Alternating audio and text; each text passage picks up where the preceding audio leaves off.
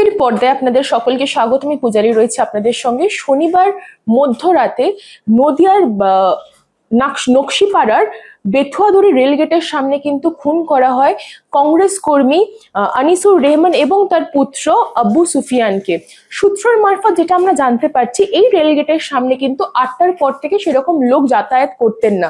ফলে এই আনিসুর রহমান অর্থাৎ এই কংগ্রেস কর্মী এবং তার পুত্রের ওপর কিন্তু বেশ রেকি চালিয়েছিলেন বলে আমরা জানতে পারছি দুষ্কৃতীরা।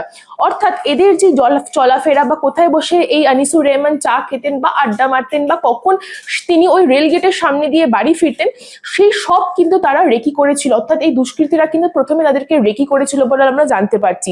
পরবর্তী ক্ষেত্রে অর্থাৎ শনিবার রাত্রির বেলা 8টার পর যখন তার সে এবং অর্থাৎ এই আনিসুর রহমান এবং তার পুত্র যখন বাড়ি ফিরছিলেন, তখন কিন্তু তাদেরকে প্রথমে দুটো বোমা মেরে গাড়ি থামানো হয়। অর্থাৎ যখন তাদের গাড়ির নিয়ন্ত্রণ হারায়, তখন কিন্তু এই যে দুষ্কৃতীদেরকে গ্রেপ্তার করেছে ইতিমধ্যে জেলা পুলিশ, সেই দুষ্কৃতীরা কিন্তু তার সামনে গাড়ির সামনে যান এবং সেখানে কিন্তু এলোপাথারি রাউন্ডের গুলি চালায় বলে আমরা জানতে পারছি। পরবর্তী ক্ষেত্রে কিন্তু এটাও আমরা জানতে পেরেছি যে প্রথমে গুলি করা হয়, তারপরে কিন্তু তাদেরকে সেই গাড়ি থেকে নামিয়ে কিন্তু ধারালো অস্ত্র দিয়ে তাদের গায়ে কোপ মারা যায় এবং এই আনিসুর রহমানের শিরাও কাটা হয় বলে কিন্তু আমরা জানতে পারছি সূত্রের মারফত। পরবর্তী ক্ষেত্রে অর্থাৎ রবিবার তাদেরকে আদালতে তোলে এবং আদালতের থেকে 9 দিনের কিন্তু পুলিশি হেফাজতের নির্দেশ দেওয়া হয়েছে।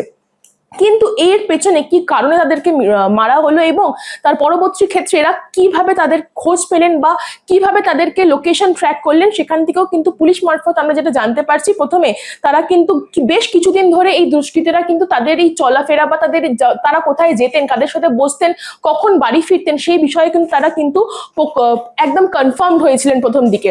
তারপরে এই শনিবার রাত্রির বেলা যখন এই আনিসুর রহমান এবং তার পুত্র যখন গাড়ি করে যখন বাড়ি ফিরছিলেন, তখনই কিন্তু তাদেরকে প্রথমে বোমা মেরে গাড়ি থামানো হয়, তারপর কিন্তু এলোপাথারি রাউন্ড গুলি চালানো হয়। আর পরবর্তী ক্ষেত্রে যখন তাদেরকে কনফার্ম ডেথ করার জন্য কিন্তু তাদের ধারালো অস্ত্র দিয়ে কিন্তু কোপে মারাও হয় এবং আনিসুর রহমানের শিরাও কেটে দেওয়া হয় বলে কিন্তু আমরা জানতে পেরেছি। এখান থেকে যাদেরকে অ্যারেস্ট করা হয়েছে তাদের মধ্যে রয়েছেন পঞ্চায়েত প্রধান ফাতেমা বিবি এবং দুজন সহযোগী যাদের সাথে তিনি এই প্ল্যানটা করেছিলেন। তাদের মধ্যে নাম হচ্ছে সাহেব আলী মন্ডল এবং মিঠুন শেখ। এই 3 জন মিলে কিন্তু এই ঘটনাটা পুরো ঘটিয়েছেন এবং তাদেরকে ইতিমধ্যেই কিন্তু পুলিশ হেফাজতে নিয়েছেন এবং তাদেরকে বিভিন্ন রকমের প্রশ্ন করা হচ্ছে, বিভিন্ন রকমের তদন্ত ইতিমধ্যেই কিন্তু শুরু করেছেন জেলা পুলিশের তরফ থেকে।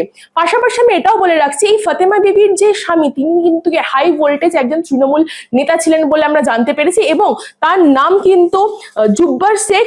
সে এখনো অবধি কিন্তু জেলবন্দি। অর্থাৎ এখান থেকে আমরা জানতে পারছি এর পেছনে হয়তো অন্য কোনো প্ল্যানিং রয়েছে, যেখান থেকে সূত্রের মারফত আমরা জানতে পেরেছি যে এই জুব্বার শেখ বলে যিনি তৃণমূল নেতা ছিলেন, যিনি এখন জেলবন্দি, তিনি কিন্তু জেল থেকেই এই প্রি প্ল্যানটা করেছিলেন, যার ফলে কিন্তু তার স্ত্রী এবং দুজন সহযোগী যে তার স্ত্রীর সাথে এই দুষ্কৃতী হামলা চালিয়েছিলেন কংগ্রেস কর্মীর ওপর, তাদেরকে কিন্তু ইতিমধ্যে গ্রেপ্তার করেছেন এবং তাদেরকে 9 দিনের কিন্তু পুলিশি হেফাজত নিয়ে যাওয়া হয়েছে।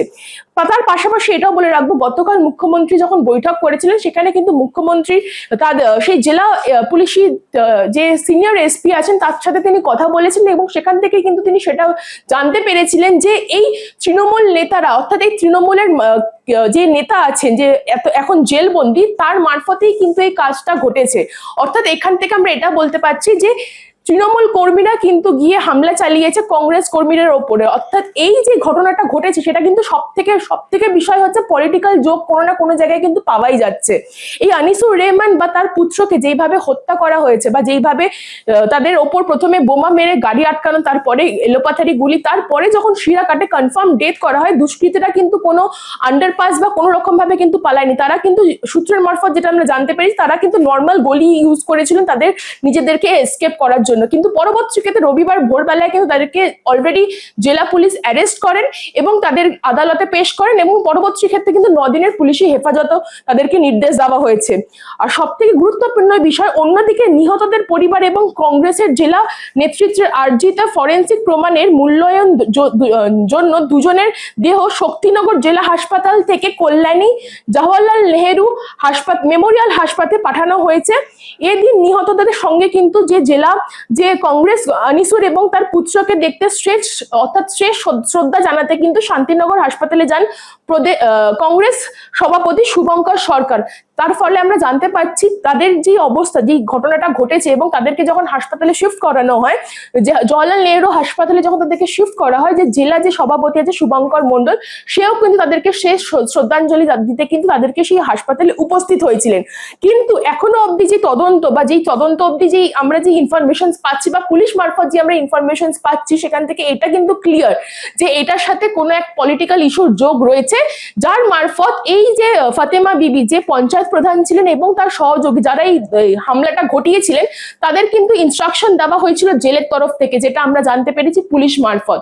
অর্থাৎ এখনো অবধি মুখ্যমন্ত্রীর কথা অনুযায়ী তিনি আমরা জানতে পারছি যে এই যে তিনজনকে যাদেরকে গ্রেপ্তার করেছেন পুলিশ, তাদের 9 দিনের হেফাজত চলছে পুলিশি হেফাজতে, এবং তাদের থেকে কিন্তু নানান রকম প্রশ্ন কিন্তু কালেক্ট করছেন এবং তাদের থেকে অনেক নানান রকম উত্তরও কিন্তু পুলিশ জানতে চাইছেন, যে কিভাবে তারা প্ল্যান করেছিলেন, কতদিন ধরে তারা এক্স্যাক্টলি তাদেরকে রেকি করছিল, বা তাদের যে গতিবিধি বা তারা যেভাবে চলাফেরা করছিল বা কখন বাড়ি ফিরছিল, সেটারও কিন্তু সব দিকে তদন্ত করছে জেলা পুলিশের তরফ থেকে। অন্যান্য বিষয়ে চোখ রাখুন কলকাতা টিভির পর্দায়। রাত দিন 7 দিন।